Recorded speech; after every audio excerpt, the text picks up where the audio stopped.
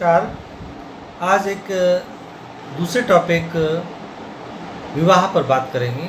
मेरा लेक्चर अगर आपको अच्छा लगे तो उसको लाइक करिएगा, सब्सक्राइब करिएगा ताकि आपको समय समय पर और डिटेल में समाजशास्त्र की जानकारी मिलती रहे। बात यहाँ पर आती है विवाह। जब हम विवाह की बात करते हैं तो ये एक ऐसी संस्था है जिसके फलस्वरूप ही परिवार का जन्म होता है। प्रत्येक काल में हम ये देखते हैं, चाहे वो प्राचीन काल हो या आधुनिक काल हो या विदेशी समाज हो, प्रत्येक स्थानों पर, प्रत्येक काल में, प्रत्येक जगह पर विवाह किसी न किसी रूप में आवश्यक रूप से मिलता रहा है। ऐसा कोई स्थान सामान्य रूप से नहीं दिखाई देता जहाँ पर विवाह नामक संस्था विद्यमान न रही। एक कुरु और महिष्मती दो ऐसे स्थान रहे हैं जहाँ पर ऐसा कहा जाता है कि वहाँ पर विवाह नामक संस्था विद्यमान नहीं थी, यानी एक तरह से स्वच्छंद यौनाचार व्यवस्था थी। लेकिन अगर हम बात करें तो जनरली प्रत्येक स्थानों पर विवाह नामक प्रथा विद्यमान रहती है। जब बात आती है विवाह, तो विवाह के संबंध में अनेक लोग तरह तरह की बातें करते हैं, क्योंकि अगर विवाह नाम की संस्था ना होती या वर्तमान में हम एक बार को ये भूल जाएं कि विवाह नामक संस्था है, तो आदमी और जानवर में क्या अंतर होगा? क्योंकि ये विवाह नामक संस्था ही जानवर को आदमी बनाती है। क्योंकि अगर आदमी की जो मूल इच्छा है यौन संबंध स्थापित करने की, उसके लिए अगर नियंत्रण ना हो तो वास्तव में वो एक तरह से पशु के समान है। ऐसी स्थिति में हम यहाँ पर ये कह सकते हैं कि विवाह नामक संस्था का होना अति आवश्यक है। विवाह के बारे में अलग अलग समाजशास्त्रियों ने अलग अलग बातें कही हैं, जिसमें हम खासकर हम कुछ किताबों का अवलोकन भी कर सकते हैं। जैसे कि आपको पहले भी मैंने जिक्र किया है मोतीलाल गुप्ता की भारत में समाज, रॉबिन फॉक्स की नातेदारी एवं विवाह, इसका भी अवलोकन किया जा सकता है। राम आहूजा की इंडियन सोशल सिस्टम, उसका भी अवलोकन किया जा सकता है। इंडियन सोसाइटी एस दुबे की, सोसाइटी इन इंडिया डेविड मेंडलबाम की, इन किताबों का अवलोकन करके और डिटेल में जानकारी मिल सकती है। इसके साथ ही साथ जब हम कुछ बात करते हैं विभिन्न समाजशास्त्रियों द्वारा कही गई बातों के आधार पर, विवाह एक या अधिक पुरुषों का एक या अधिक स्त्रियों के साथ होने वाला यौन संबंध है जो प्रथा या कानून द्वारा मान्य होता है, तथा जिसमें दोनों पक्षों तथा उनके बच्चों के अधिकारों तथा कर्तव्यों का समावेश होता है। ये वेस्टरमार्क ने उनकी जो फेमस किताब है हिस्ट्री ऑफ ह्यूमन मैरिज, उसमें बताने का प्रयास किया। यानी विवाह की जब बात हम करते हैं तो वो एक या एक से अधिक पुरुष भी हो सकते हैं, एक या एक से अधिक स्त्री भी हो सकती हैं, उनके बीच होने वाले संबंध को हम विवाह कहते हैं। लेकिन उनके बीच जो संबंध है उस पर मोहर किसके लिए रहती है? प्रथाओं की, कानूनों की। अर्थात प्रथा और कानून ये डिसाइड करते हैं कि इनके बीच संबंध हो सकता है या नहीं हो सकता है। उनकी मान्यता के बाद ही वो विवाह वैध माना जाता है। लेकिन इसके साथ साथ उसमें ये भी चीज़ समाहित है कि दोनों पक्ष आपस में उनके बच्चों के अधिकार और कर्तव्यों का समावेश, दोनों के जो बच्चे पैदा होंगे उनके कर्तव्य अधिकार वो सब मिलेंगे। एक तरह से वेस्टरमार्क ने बहुत सही दृष्टिकोण में कहा है कि ये ऐसा संबंध है, यौन संबंध, जिसको कानूनी रूप से मान्यता मिलती है। दूसरे एक समाजशास्त्री हैं जिन्होंने R.H. लॉवी ने बताने का प्रयास किया है। इन्होंने अपनी किताब मैरिज, किताब क्या मतलब इंसाइक्लोपीडिया में जिक्र किया है, इंसाइक्लोपीडिया ऑफ सोशल साइंसेज में, विवाह उन स्वीकृत संगठन को व्यक्त करता है जो इंद्रिय संबंधी संतोष के अतिरिक्त भी स्थिर रहता है। जो इंद्रिय संबंधी संतोष के अतिरिक्त स्थिर रहता है, नहीं इसमें कंटिन्यूटी है। जानवरों की तरह से नहीं यौन संबंध स्थापित किया, मजा लिया और चले गए। यहाँ पर इसके साथ साथ ये स्टेबिलिटी भी है, स्थिरता भी है, तथा पारिवारिक जीवन को आधार प्रदान करता है। वो एक फैमिली को डेवलप करता है, गृहस्थ आश्रम का एक तरह से शुरुआत करता है, यानी स्वीकृत संगठन को व्यक्त करता है। एक ऐसा संगठन स्थापित करने का प्रयास करता है जिसमें इंद्रिय सुख भी है और साथ में संतोष भी है, उसके साथ साथ उसको वो स्थिर भी रखता है। तो बहुत सही दृष्टिकोण से लॉवी साहब ने कहा है।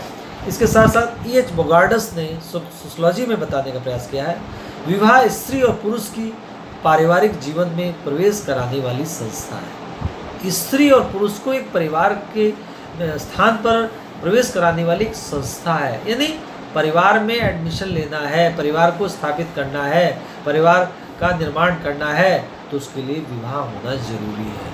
अर्थात विवाह इम्पॉर्टेंट है, तभी वो परिवार को जन्म दे सकते हैं। इसी के साथ साथ गिलिन ने कल्चरल सोशियोलॉजी में बताने का प्रयास किया, विवाह एक प्रजनन मूलक परिवार की स्थापना का समाज द्वारा स्वीकृत तरीका है। ये प्रजनन मूलक परिवार का एक स्वीकृत तरीका है। एक तरह से कहा जाए, विवाह के जरिए ही काफ़ी हद तक परिवार का जन्म होता है। अनेक समाजशास्त्रियों ने अनेक तरह की बातें कही, जिसके आधार पर हम ये कह सकते हैं कि विवाह का जो दृष्टिकोण है, विवाह का जो स्वरूप है, उसके लिए प्रत्येक समाज डिफरेंट ढंग से उसकी अनुमति देता है, तभी उसको वैध माना जाता है। हो सकता है कहीं उसका तरीका अलग हो, कहीं दूसरा तरीका हो, कहीं तीसरा तरीका हो, लेकिन किसी न किसी रूप में प्रत्येक समाजों में विवाह का एक स्वरूप पाया जाता है। अब अगर हम यहाँ पर बात करते हैं विभिन्न तरह के टाइप्स की, जनरली हम कहते हैं विवाह का एक विवाह होता है या बहुविवाह होते हैं। यानी एक विवाह भी हो सकता है और बहुविवाह भी हो सकते हैं। विवाह के एक विवाह का मतलब है वह विवाह जहाँ पर एक पति और एक पत्नी पाई जाती है, उसको हम एक विवाह कहते हैं। यानी विवाह के ऐसे स्वरूपों में एक पत्नी और एक पति का जो दृष्टिकोण है, उसको हम कह सकते हैं एक विवाह। इसके साथ साथ बहुविवाह में एक से अधिक पति और एक से अधिक पत्नी अगर पाई जाती है, तो उसको हम कहते हैं बहुविवाह। बहुविवाह का भी स्वरूप कई तरह का हो सकता है, कि जैसे हम कह सकते हैं कि बहुपत्नी विवाह हो सकता है, बहुपति विवाह हो सकता है। बहुपत्नी विवाह में एक से अधिक पत्नियां, कुछ समाजों में ऐसा होता है। विशेष रूप से हम ट्राइबल्स की बात करते हैं, तो ट्राइबल्स में ये देखा जाता है कि वहाँ पर एक से अधिक पत्नियां होती हैं। हमारे हमारे समाजों में इस तरह का एक स्वरूप देखने में आता है। खासकर उन समाजों में जहाँ पर लेडीज़ की संख्या ज़्यादा होती है, पुरुषों की कम होती है, वहाँ बहुपत्नी विवाह होता है। इसके अलावा बहुपति विवाह, जहाँ एक के कई सारे पुरुष पति के रूप में रहते हैं। खासकर उन समाजों में जहाँ पर पुरुषों की संख्या ज़्यादा होगी और स्त्रियों की कम होगी, उस स्थिति में वो बहुपति विवाह का दृष्टिकोण देखने में आता है। हालांकि बहुपत्नी विवाह या बहुपति विवाह का जो दोनों दृष्टिकोण ज़्यादातर हमको ट्राइबल सोसाइटीज़ में ज़्यादा दिखाई पड़ता है। द्विपत्नी विवाह, इसके साथ साथ द्विपत्नी दो पत्नी का भी कंसेप्ट कुछ समाजों में पाया जाता है। ये हमारे जरूरी नहीं कि ट्राइबल सोसाइटी में, वैसे सामान्य समाजों में भी दिखाई पड़ता है। इसके अलावा समूह विवाह, ग्रुप मैरिज भी होती है। वहाँ पर एक से अधिक पुरुष और एक से अधिक स्त्रियाँ एक साथ मिलकर निवास करते हैं, एक साथ विवाह करते हैं, तो इस तरह का समूह विवाह का दृष्टिकोण भी दिखाई पड़ता है। इसके साथ साथ हम अंतर्विवाह का दृष्टिकोण भी देखते हैं। अंतर्विवाह का दृष्टिकोण विशेष रूप से हम देखते हैं कि हमको हिंदू समाज में दिखाई पड़ता है। यानी अंतर्विवाह अपनी ही जाति में, अपने ही वर्ण में मैरिज करना अंतर्विवाह का दृष्टिकोण कहलाता है। ये कहा जाता है कि जाति से बाहर विवाह नहीं करना चाहिए, इसलिए उसको हम अंतर्विवाह कहेंगे। बहिर्विवाह का मतलब यहाँ पर यह है कि जैसे कि हम जिक्र कर रहे थे अपने पहले लेक्चर्स में भी, सपिंड बहिर्विवाह। सपिंड का मतलब एक ही पिंड से उत्पन्न संतानों के बीच में मैरिज नहीं है, जैसे सगे भाई बहनों के बीच विवाह नहीं, यानी उसको बहिर्विवाह कहेंगे। यानी दूसरे परिवारों में मैरिज करना, चाचा ताऊ के बच्चों के बीच मैरिज नहीं। हालांकि वो उत्तर भारत और दक्षिण भारत में वेरी करता है, लेकिन सगे भाई बहनों में तो दोनों ही स्थानों पर विवाह नहीं होता है, तो उसको बहिर्विवाह का दृष्टिकोण कहेंगे। इसके साथ साथ मामा मौसी इन सब के बीच के संबंध स्थापित नहीं होता, इसलिए इसको बहिर्विवाह कहेंगे। इसके अलावा सप्रवर, हम यहाँ पर ये भी देखते हैं कि गोत्र बहिर्विवाह के साथ साथ सप्रवर यानी गोत्रार्थ का जो दृष्टिकोण है, उसमें भी मैरिज नहीं हो सकता। गोत्र क्या है? हम ये मानते हैं कि सभी एक ऋषि की संतानें हैं और उसी के हिसाब से उनके बीच में आपस में मैरिज नहीं हो सकती। यही कारण है कि हिंदुओं में जब हिंदू मैरिज एक्ट 1955 बना उस समय गोत्र के नियम का भी पालन किया जाता था। हालांकि बाद में संशोधन हुआ तो ये माना जाता है एक समय ऐसा था कि अगर ये पता लग जाए कि एक ही गोत्र के हैं और मैरिज के टाइम में पता चल जाए, यानी जिस दिन विवाह समारोह हो रहा है उस दिन अगर ये जानकारी हो जाती थी कि एक ही गोत्र के हैं तो मैरिज को रोक दिया जाता था और कहा जाता था ये तो भाई बहन है, भाई एक ही परिवार के, और अच्छी खासी मैरिज जो हो रही थी उसको रोक दिया जाता है और ये कह दिया जाता है कि ये विवाह नहीं हो सकता है। ऐसा माना जाता है कि वो सब एक ही ऋषि की संतान है, ऐसे में उनमें आपस में भाई बहन है, तो ये चीज़ का नियम का भी पालन किया जाता है। इसके साथ साथ इस तरह से अंतर्विवाह और बहिर्विवाह का दृष्टिकोण का पालन किया जाता है विशेष रूप से हिंदू समाज व्यवस्था में। इसके अलावा अनुलोम विवाह। अनुलोम विवाह क्या है? अनुलोम विवाह वह विवाह है जिसमें कि उच्च वर्ण का पुरुष निम्न वर्ण की कन्या के साथ मैरिज करता है, यानी उच्च वर्ण का पुरुष होगा, निम्न वर्ण की कन्या होगी। जैसे हम कह सकते हैं ब्राह्मण का विवाह ब्राह्मण से हो तो सामान्य विवाह है, लेकिन ब्राह्मण का विवाह क्षत्रिय विवाह से हो, क्षत्रिय कन्या के साथ हो या वैश्य कन्या के साथ हो या शूद्र कन्या के साथ हो तो वो एक तरह का अनुलोम विवाह है। इस तरह से प्रतिलोम विवाह वो विवाह है जिसमें कि उच्च वर्ण की कन्या निम्न वर्ण के पुरुष के साथ विवाह करती है, तो वो कहलाता है एक तरह से प्रतिलोम विवाह। खासकर कुछ धर्म ग्रंथों में ये ऐसा जिक्र किया गया है कि अनुलोम विवाह में शुरुआत में बाहर से जो अनेक लोग आए उन्होंने अपने साथ स्त्रियां नहीं लाए थे, ऐसे में अनुलोम और प्रतिलोम विवाह भारत में हुए। इसके फलस्वरूप ही कुछ लोग का कहना है कि जातियों की उत्पत्ति हुई, जिसमें खासकर ये कहा गया कि अनुलोम विवाह में शुरुआत में पारसा, उग्र, ये इस तरह की जातियों की उत्पत्ति हुई।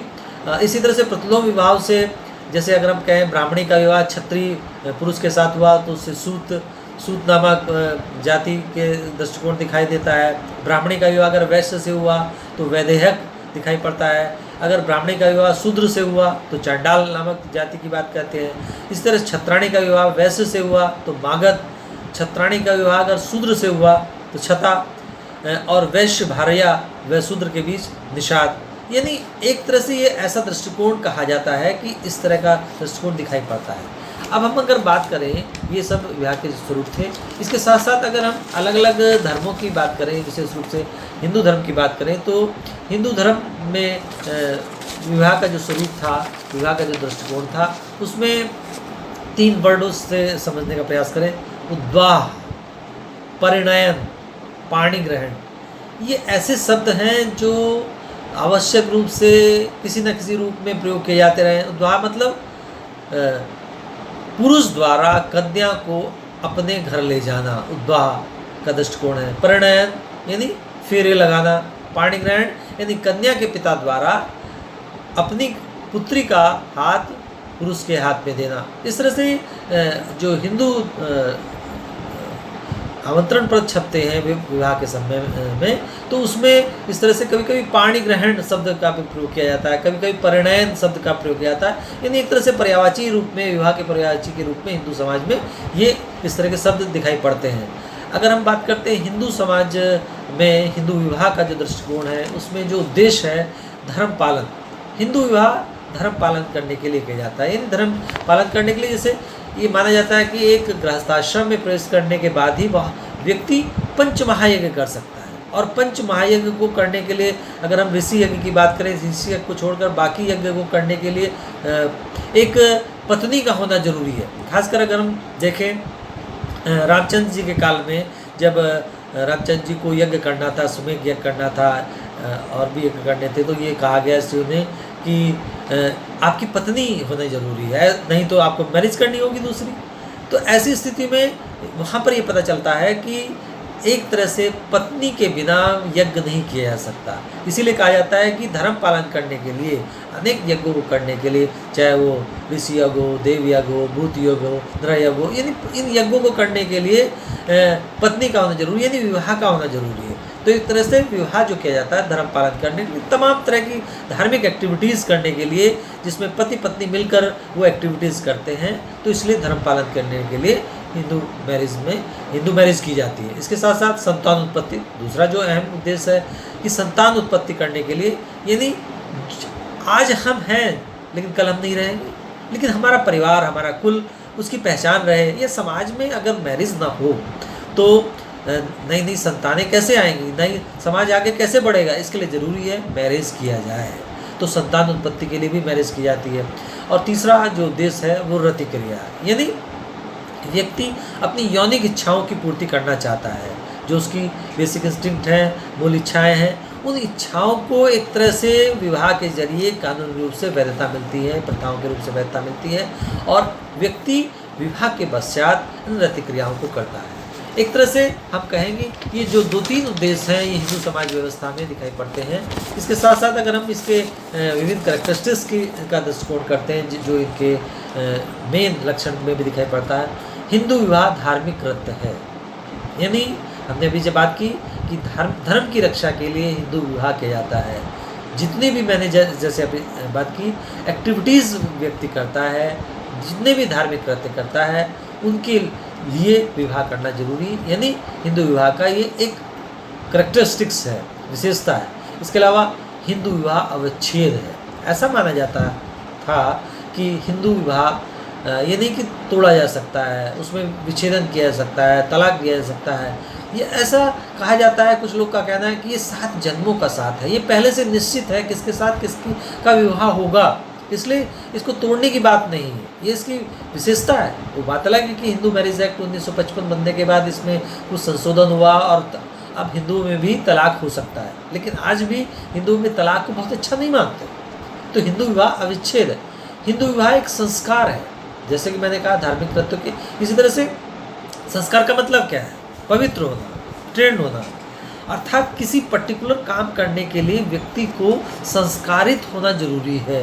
जब तक कि वो संस्कारित नहीं होगा तमाम एक्टिविटीज़ को नहीं करेगा। जैसे मैंने कहा धार्मिक कृत्य करना है, लेकिन धार्मिक कृत्य करने के लिए व्यक्ति का संस्कारी होना जरूरी है। तो हिंदू विवाह एक ऐसी एक्टिविटीज़ के जरिए पूर्ण होता है जिसमें अनेक तरह के व्यवहार किए जाते हैं और उन व्यवहारों के आधार पर उसका संस्कार होता है। जैसे हम संस्कार की बात अगर हम करते हैं तो जैसे गेहूं का संस्कार, फसल काटी, भूसा अलग हो गया, फिर उसके बाद उस गेहूं को धोया, सुखाया, अर्थात इस पूरे प्रोसेस में जो गेहूं की सफाई हुई वो सफाई एक तरह से गेहूं का संस्कार। इसी तरह से कपड़े की बात करते हैं तो कपड़े को धोया, उसमें साबुन लगाया, सर्फ लगाया, उसके बाद उसकी धुलाई करी और वो साफ़ हो जाता है। ऐसा माना जाता है कि हिंदू मैरिज यानी मैरिज होने के बाद व्यक्ति पवित्र हो जाता है, ट्रेंड हो जाता है, किसी पर्टिकुलर काम करने के लिए तैयार हो जाता है, यानी धार्मिक कृत्यों को करने के लिए तैयार हो जाता है, यानी उसका संस्कारित हो जाता है। इसके साथ साथ ये भी कहा जाता है कि हिंदू विवाह एक समझौता नहीं है, ये एक टेम्परेरी फेज नहीं है कि हम कह सकते हैं कि ये एक तरह से समझौता कर लिया, अब मैरिज हो गई, अब इस मैरिज में ये तय किया गया, इस मैरिज में ये तय किया गया, ये चीज़ नहीं है। यहाँ पर इसमें ये कहा जाता है कि हिंदू विवाह एक तरह का समझौता नहीं है। इसके साथ साथ हिंदू विवाह में के कई ऐसे फॉर्म्स भी देखे जा सकते हैं, स्वरूप भी देखे जा सकते हैं जो दृष्टिकोण विभिन्न समाजों में दिखाई पड़े हैं। जैसे ब्रह्म विवाह, ऐसा माना जाता था कि एक पुरुष और स्त्री जब योग्य हो गए तो उनका मैरिज किया जा सकता है। दैव विवाह, खासकर दैव विवाह भी लगभग इसी तरह से है कि एक पुरुष और स्त्री जब योग्य हो जाते हैं तो यज्ञ वगैरह करके उनका विवाह संपन्न किया जा सकता है। इसी तरह आर्ट्स विवाह, जिसमें भी जो योग्य हो जाते थे उसको बैलों की जोड़ी दे दी जाती थी, उसके आधार पर ये विवाह संपन्न हो जाता था। प्रजापत्य विवाह, खासकर यज्ञ वगैरह करके इस तरह का विवाह प्रजापत्य विवाह। एक तरह से ब्रह्म विवाह, दैव विवाह, आर्ट्स विवाह और प्रजापत्य विवाह, जिन चारों तरह के विवाहों को समाज ने मान्यता दे रखी है, इस तरह के विवाहों को अगर व्यक्ति करता है तो उचित है। इसके अलावा असुर विवाह, असुर विवाह वास्तव में जब कन्या खरीदी जाती है, ऐसी स्थिति में इस तरह के जो मैरिज होते हैं उनको समाज अच्छा नहीं मानता, लेकिन जब स्त्री की ज़रूरत है और ऐसी स्थिति में खरीदी गई तो उस विवाह को बाद में मान्यता दे दी जाती है। गंधर्व विवाह, एक तरह से वर्तमान समय का जो लव मैरिज का दृष्टिकोण है वो गंधर्व विवाह का दृष्टिकोण ही है। राक्षस विवाह, राक्षस विवाह जिसमें कि ज़बरदस्ती किसी कन्या को उठा लिया जाता है और उसके साथ मैरिज कर दिया जाता है। इस तरह के विवाह को भी बहुत अच्छा नहीं माना जाता था, लेकिन बाद में कानून रूप से या सामाजिक उसकी मान्यता दे देता था और वो विवाह भी एक स्वरूप दिखाई पड़ता है। पैशाची विवाह, जब कोई ज़बरदस्ती किसी सोई हुई कन्या के साथ उसका सील भंग कर देता है तो उस स्थिति को विवाह को मतलब ऐसा विवाह बहुत अच्छा नहीं माना जाता है, लेकिन बाद में समाज उसको मान्यता दे देता है। इस तरह से ये स्वरूप भी दिखाई पड़ते हैं। लेकिन ब्रह्म विवाह, देव विवाह, आर्ष विवाह, प्रजापति विवाह का थोड़ा सा डिफरेंसेस है, लेकिन लगभग वो चारों विवाह मिलते जुलते हैं जिनको समाज मान्यता देता है शुरू से ही। लेकिन असुर विवाह, गंधर्व विवाह, राक्षस विवाह, पैशाच विवाह को समाज उतनी मान्यता नहीं देता, लेकिन चूँकि आगे संतान उत्पत्ति करनी, समाज में स्थिरता लानी है, ऐसी स्थिति में बाद में समाज इनको भी मान्यता दे देता है दबे हुए मन से। इसके साथ अगर हम कुछ बात करें हिंदू विवाह का दृष्टिकोणों में, कुछ स्टेप्स की बात करें, हिंदुओं में जब विवाह तय किया जाता है तो उस आधार पर वर वधु गुण परीक्षा यानी कुंडली दिखाई जाती है, कितने दोष हैं, कितने गुण मिल रहे हैं, 15 गुण मिल रहे हैं, 16 गुण मिल रहे हैं, इस तरह से 32 गुण तक मिलते हैं। और ऐसा माना जाता है कि 15-20 गुण से अधिक अगर मिल रहे हैं तो उनका मैरिज किया जा सकता है, अगर उससे कम मिल रहे हैं तो ऐसे विवाह को अच्छा नहीं माना जाता है। यानी ये स्टेप शुरुआत के समय में अपनाया जाता है। इसके अलावा वागदान यानी माना जाता था कि ये मैरिज तय हो गई। इसके साथ साथ जब बाद में एक स्टेप कहा जाता है मंडपकरण, जब मैरिज तय हो जाती है उसके बाद मैरिज होती है तो उस दिन एक मंडप बनाया जाता है, जिस मंडप को में चारों तरफ से डिज़ाइन बना के प्रत्येक काल में अलग अलग इस तरह के डिज़ाइन बनाए जाते थे। तो उस मंडप में ही एक तरह से फेरे होते थे। इस तरह के मंडप का काफ़ी अच्छा दृष्टिकोण अलग अलग समाजों में दिखाई पड़ता है। कन्यादान, कन्या का पिता अपनी पुत्री का दान करता था। कन्यादान एक समय में बहुत बड़ा दान माना जाता था, यानी एक कन्या का पिता अपनी पुत्री को पुरुष को दान दे रहा है, इस तरह एक संकल्प किया जाता है। इस तरह का जो विधान है उसको होना बहुत अच्छा माना जाता था। इसके अलावा अग्नि सत्यापन हो, यानी अग्नि प्रज्वलित करके उसमें हवन किया जाता है, तो इस तरह की एक्टिविटीज़ भी हिंदू विवाह में की जाती है। इसके अलावा पाणी ग्रहण, जैसे कन्या का हाथ कन्या के पिता द्वारा उसके पति के हाथ में दे दिया जाता है और संकल्प किया जाता है, जो कि एक इतना इम्पॉर्टेंट स्टेप्स है जिसका होना बहुत ज़रूरी, पाणी ग्रहण, जो कि प्रत्येक समाजों में दिखाई पड़ता है। इसके अलावा फेरे लगाना, परिणयन, यानी अग्नि के चारों तरफ फेरे लगाए जाते हैं। ये इनकी संख्या 7 मानी जाती है। इनका होना बहुत इम्पॉर्टेंट है क्योंकि ये माना जाता है इसके अभाव में हिंदू विवाह इनकम्प्लीट है, यानी कंप्लीट नहीं। अगर हिंदू मैरिज एक्ट 1955 के आधार की बात करें तो अगर ये स्टेप नहीं हुआ है तो हिंदू विवाह इनकम्प्लीट माना जाएगा। ऐसी स्थिति में इस विवाह को अवैध माना जाएगा। अगर कुछ ऐसा एग्जाम्पल सुनने में आया था, किसी हस्बैंड ने 12 साल बाद ये कहा कि हमारे तो फेरे पूरे नहीं हुए तो इसलिए हम इस विवाह को पूरा नहीं मानते, और बाद में ये बात सिद्ध भी हुई कि इस तरह का विवाह कंप्लीट नहीं है। इसके साथ साथ हम अस्मारोहण का दृष्टिकोण भी इसमें अपनाते हैं, जिसका पालन भी किया जाता है। यानी एक तरह से कई ऐसी एक्टिविटीज़ होती हैं जिन एक्टिविटीज़ को करके हिंदू विवाह कंप्लीट होता है। इसके अलावा एक स्टेप है प्रेक्षकानुमंत्रण। प्रेक्षकानुमंत्रण यानी जिस समय मैरिज होती है तो सारे अतिथियों को आमंत्रित किया जाता है कि आओ देखो मैरिज हो रही है। मतलब हिंदू विवाह के कई सारे स्टेप्स हैं जिन स्टेप्स को करने के पश्चात हिंदू मैरिज कंप्लीट मानी जाती है। एक ये दृष्टिकोण हिंदू विवाह में दिखाई पड़ता है कि इन स्टेप्स का होना हिंदू मैरिज एक्ट के आधार पर बहुत ज़रूरी है। हिंदू मैरिज एक्ट के साथ साथ 1955 बनने के बाद काफ़ी हद तक इसमें इम्प्रूवमेंट हुआ और बहुत सारे मैरिज में ऐसा कहा जाता था कि ये स्टेप नहीं हुआ, ये स्टेप नहीं हुआ, लेकिन उनकी मैरिज एक्ट में जो मेन स्टेप्स थे उनके आधार पर हिंदू मैरिज एक्ट को वैधता प्रदान की जाती है। इसके साथ साथ मुस्लिम विवाह में अगर हम बात करते हैं तो कुछ मेन बात कही जाती है। स्त्री पुरुष को यौन संबंध स्थापित करने का अधिकार प्रदान करता है, यानी एक उसकी जो करेक्टरिस्टिक्स कही जा सकती है, उसके लक्षण कह सकते हैं। स्त्री और पुरुष को यौन संबंध स्थापित करने के लिए एक तरह से वहाँ पर वैधता मिलती है मुस्लिम मैरिज में। जैसे वहाँ पर रति क्रिया थी, यहाँ पर भी वही चीज़ है, यानी वैधता देने के लिए मुस्लिम मैरिज की जाती है। दूसरी, संतानों को जन्म देना और उनका पालन पोषण करना, इसलिए मुस्लिम विवाह किया जाता है। यानी संतानों को वैधता किस आधार पर मिलेगी, एक तरह जब तक उनकी मैरिज नहीं होगी, इसलिए संतानों को वैधता देने के लिए मुस्लिम विवाह किया जाता है। इसके साथ साथ महर द्वारा पति पत्नी के पारस्परिक अधिकारों को स्थायी बनाया।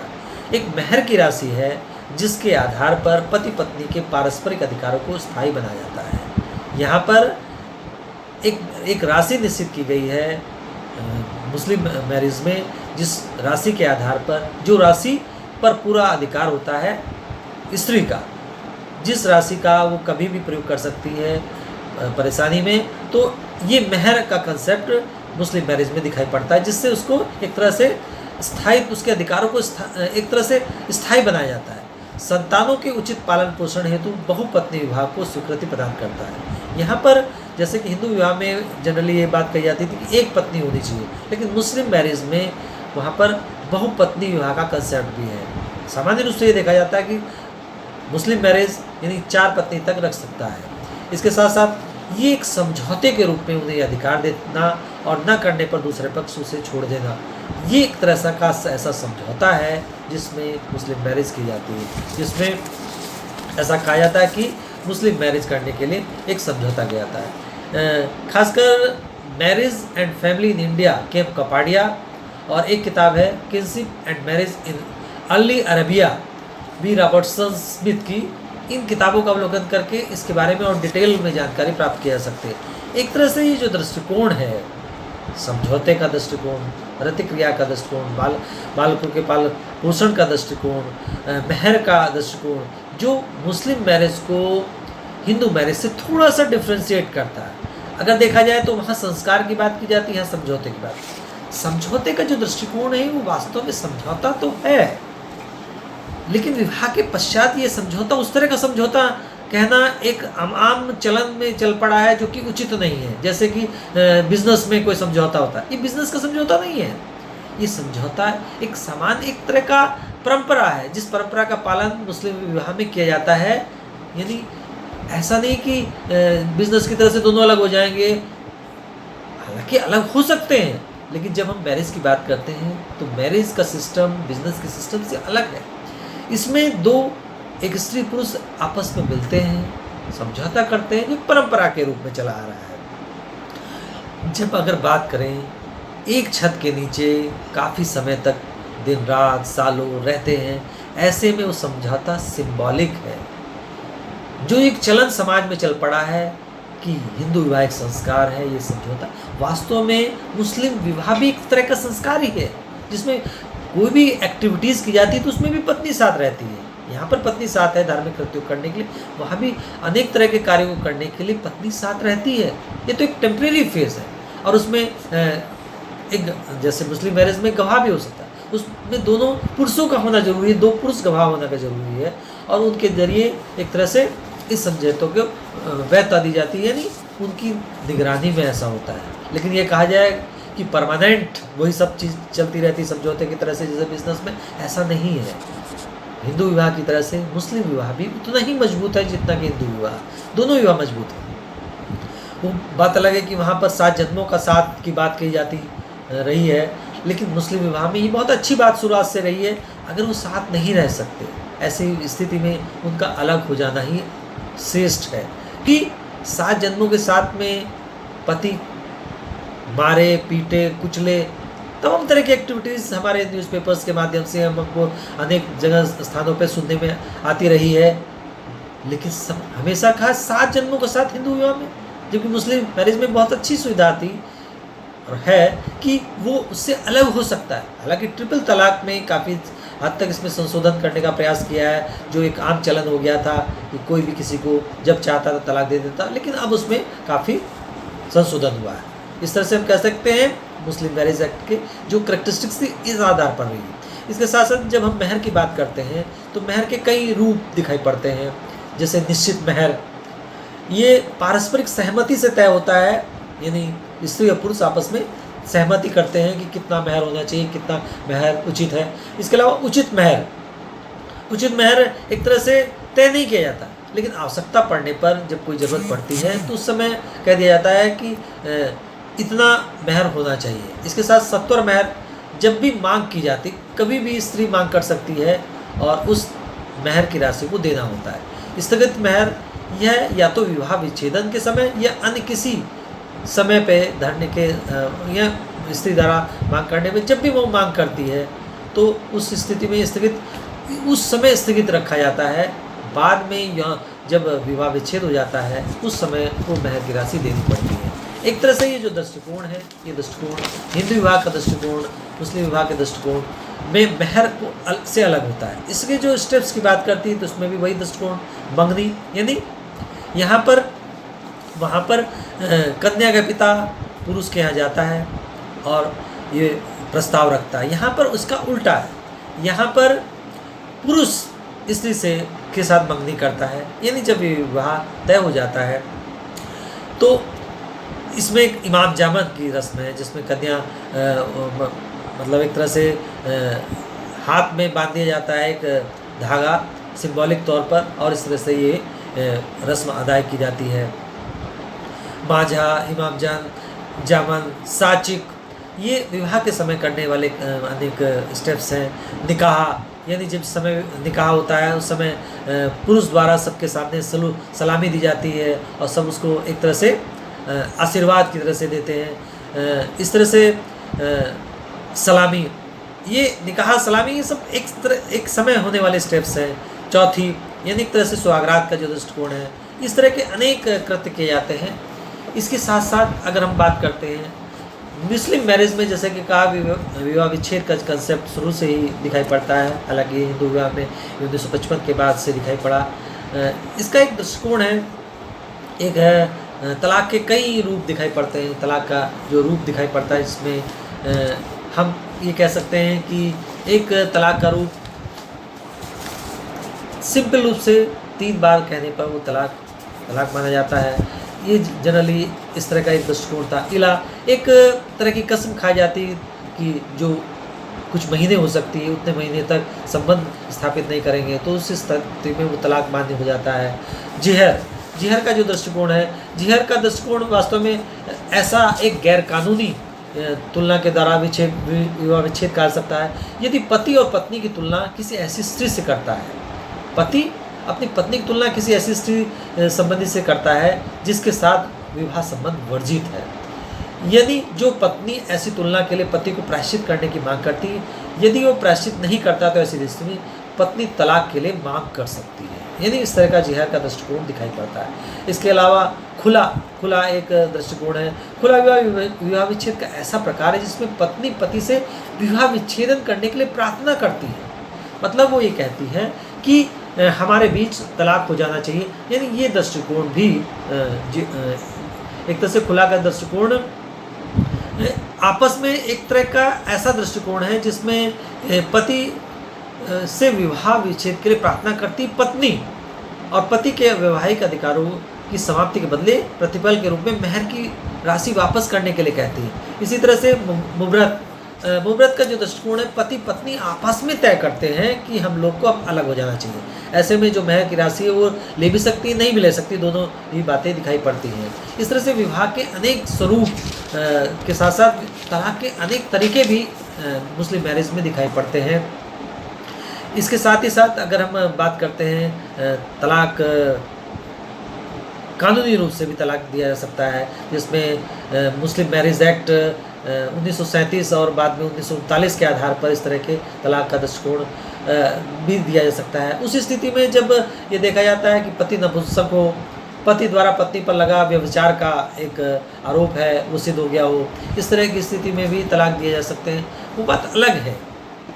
लेकिन जो ट्रिपल तलाक का जो दृष्टिकोण इस समय संशोधित रूप में आया, एक समय काफ़ी दिनों से ऐसा चल रहा था, ऐसे तरीके थे, किसी भी स्थिति में पति द्वारा तलाक किया जाता था, तलाक का स्वरूप व्हाट्सएप पे दिया जा रहा था, फ़ोन पे दिया जा रहा था, जो कि बहुत समाज को एक विचलित व्यवहार कर रहा था। वो ठीक है, एक व्यवस्था है तलाक की, तलाक दे सकता है किसी भी स्थिति में, लेकिन उसका मजाक सा उड़ा दिया गया था जिसमें संशोधन किया गया।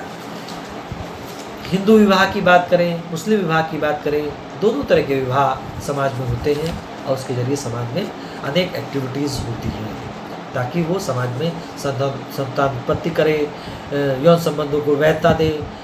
कहीं वो समझौते के रूप में, जैसे अगर हम मुस्लिम मैरिज के में हम समझौते की बात करते हैं, मुस्लिम मैरिज में गवाह की बात करते हैं, तो हिंदू विवाह में एक प्रेक्षकानुमंत्रण हमने एक स्टेप्स की बात करी थी, तो प्रेक्षकानुमंत्रण भी तो काफ़ी हद तक सारे अतिथियों को आमंत्रित करने का एक तरह की गवाही थी, वो भी काफ़ी हद तक वही दृष्टिकोण है। इसीलिए वर्तमान समय में इस तरह का जो दृष्टिकोण किया जाता है कि उसमें वीडियो फिल्म बनाई जाती है एक तरह के सबूत के तौर पर, कार्ड छपवाया जाता है एक तरह के सबूत के तौर पर, अनेक अतिथियों को बुलाया जाता है, एक तरह के गवाह भी हैं। वो वार्तालाप है कि उसको कहीं पर लिखित रूप में नहीं किया जाता, लेकिन ये भी एक तरह का वही सिस्टम दिखाई पड़ता है। इतनी बातों के साथ साथ अगर हम यहाँ पर ये बात करते हैं, हिंदू विवाह की बात करें या मुस्लिम विवाह की बात करें, दोनों तरह के विवाह की बात करें, तो विवाह की कुछ समस्याएं भी हैं। खासकर एक समस्या, बहुत इम्पॉर्टेंट समस्या है, जो केवल हिंदू विवाह की नहीं है, मुस्लिम विवाह की भी और ईसाई विवाह की भी है। हिंदू विवाह की बात आती है तो दहेज एक शब्द आता है जिसके साथ प्रथा जुड़ा हुआ है, और जब किसी के साथ प्रथा शब्द जुड़ा जाता है तो वो लोग मानते जरूर हैं, उसका पालन जरूर करते हैं, क्योंकि माना जाता है कि प्रथाएं हमारे समाज के लिए, समाज के कल्याण के लिए। एक ऐसा काल रहा होगा जब एक स्त्री पुरुष विवाह के जरिए एक सूत्र में बंधते रहे होंगे, तो ऐसे में वो परिवार का जन्म देते रहेंगे और अपनी जीवन की शुरुआत करते रहे होंगे। ऐसे में कन्या के घर वालों द्वारा, पुरुष के घर वालों द्वारा उपहार स्वरूप कुछ चीज़ें दी जाती रही होंगी, और उसके फलस्वरूप वो फैमिली अपना जीवन यापन करने की स्टार्टिंग करते हैं।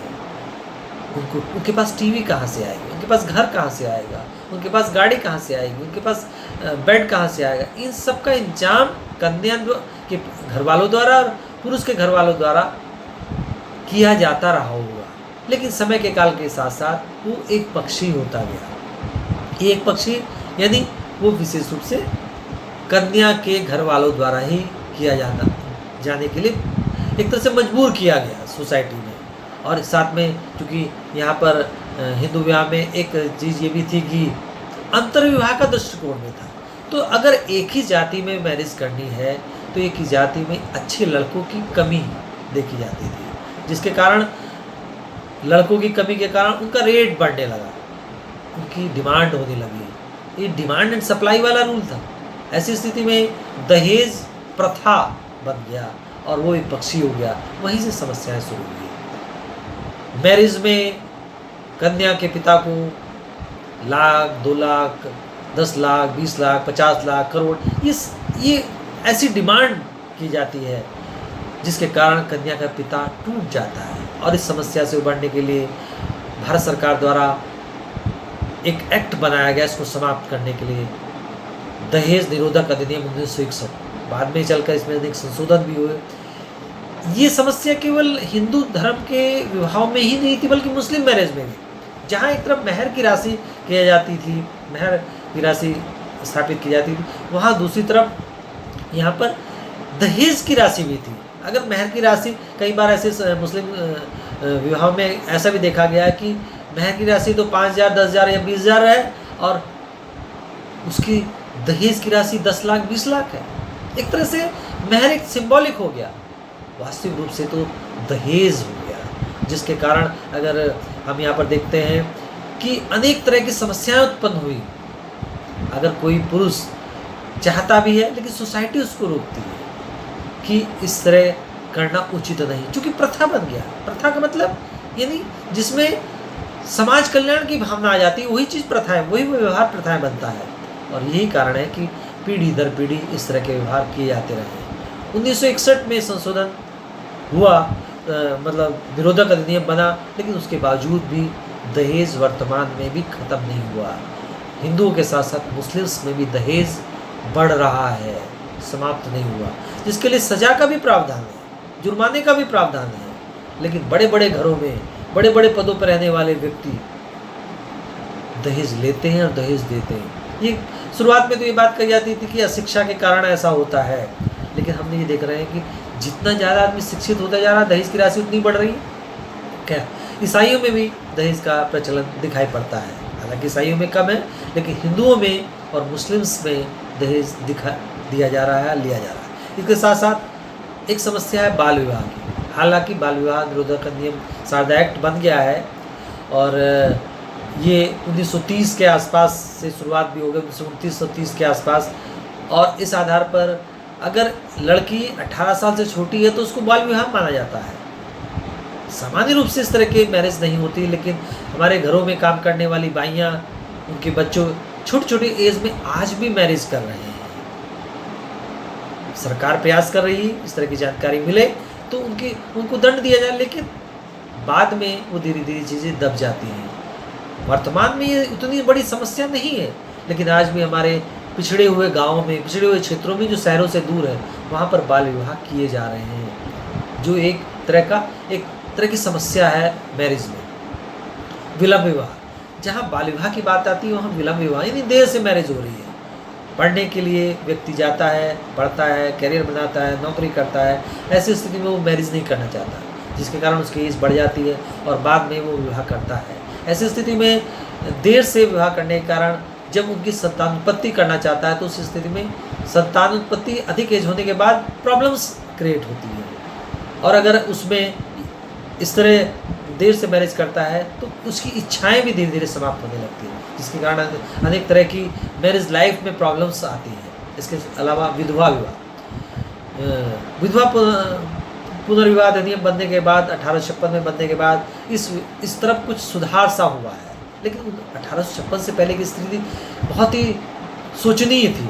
विधवाएं विवाह नहीं कर सकती थी। पहले तो उनको सती होने के लिए मजबूर किया जाता था, लेकिन सती प्रथा निरोधक अधिनियम अंग्रेजों के प्रयासों से हुआ, राजा राम मोहन राय के प्रयासों से हुआ, लेकिन बाद में विधवाएं जो रह गई उनका मैरिज करने को सोसाइटी अच्छा नहीं मानती थी, लेकिन 1856 अधिनियम बनने के बाद उसको वैधता मिल गई और उस तरह के मैरिज वर्तमान में किए जाते हैं। लेकिन विधवाओं की स्थिति आज भी उतनी अच्छी नहीं है।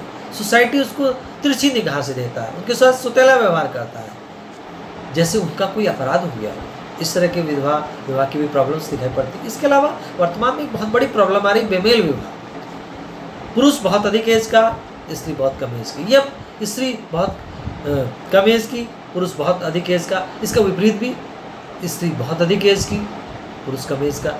इस तरह के विवाह ऊपरी आकर्षण से एक बार को हो तो जाते हैं, बाद में इस तरह की प्रॉब्लम्स आती हैं और उन प्रॉब्लम्स के कारण सोसाइटी में भी प्रॉब्लम आती है। उनके आपस में प्रॉब्लम से सोसाइटी में प्रॉब्लम आती है और इस तरह के परिवार कभी कभी टूटते देखे जाते हैं। इस तरह से हिंदू मैरिज की बात करें, मुस्लिम मैरिज की बात करें, दोनों तरह के मैरिज में चाहे बेमेल विवाह की बात आए, विधवा विवाह की बात आए, चाहे लेट मैरिज की बात आए, चाहे दहेज की बात आए, चाहे बाल विवाह की बात आए, सभी विवाहों में इस तरह की समस्याएं भारत के अंदर आ रही हैं। निकट भविष्य में हम ये कह सकते हैं बाल विवाह का दृष्टिकोण धीरे धीरे समाप्त हो रहा है। दहेज एक्ट बनने के बाद इसमें संशोधन बहुत ज़्यादा नहीं हुआ, पहले जैसी स्थिति चल रही थी वही वर्तमान में चल रही, लेकिन शायद लव मैरिज होने के साथ साथ दहेज का जो बीमारी है, दहेज प्रथा की जो समस्या है, उससे निजात मिल सकती है। इसी के साथ साथ हम यह कह सकते हैं बेमेल विवाह भी, जब हम ये देखते हैं कि स्त्री पुरुष आपस में तय करके मैरिज कर रहे हैं, तो थोड़ी दिनों बाद ये समस्या भी धीरे धीरे समाप्त हो जाएगी। विधवा विवाह भी वर्तमान में धीरे धीरे समाप्त होने लगी। जब एक विधवा मैरिज करती है, शुरुआत में तो हमारे पिछड़े हुए समाजों में उसको बहुत अच्छा नहीं मानते, लेकिन धीरे धीरे जैसे आदमी सभ्य समाज हो गया, एडवांस सोसाइटी हो गई, वहाँ पर ये चीज़ें धीरे धीरे कम होने लगी। विधवा विवाह एक समस्या नहीं रह गया है। ठीक।